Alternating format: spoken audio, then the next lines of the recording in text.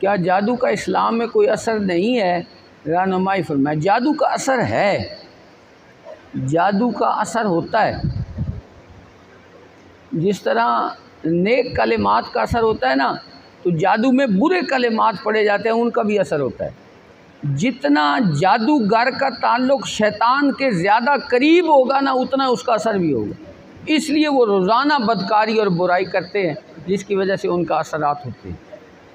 उसके लिए मैं आपको हज़रत ज़ियाउल उम्मत रहमतुल्लाह ताला अलैह एक वजीफ़ा बयान फरमाते थे कि जो लोग ये वजीफ़ा करते रहते हैं, अल्लाह ताला उनको इन चीज़ों से महफूज रखता है।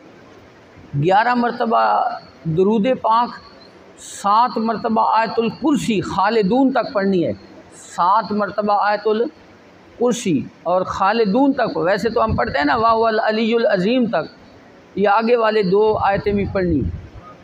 और 114 मरतबा या सलाम, 100 या सलाम। तो जो शख्स सुबह के वक़्त और इशा की नमाज के बाद और सुबह की नमाज के बाद घर में बैठकर ये पढ़े, अपने ऊपर भी दम कर दे, अपनी चारों तरफ फूंक मार दे, तो अल्लाह ताला उसको ये जादू टोनों सबसे महफूज फरमाए।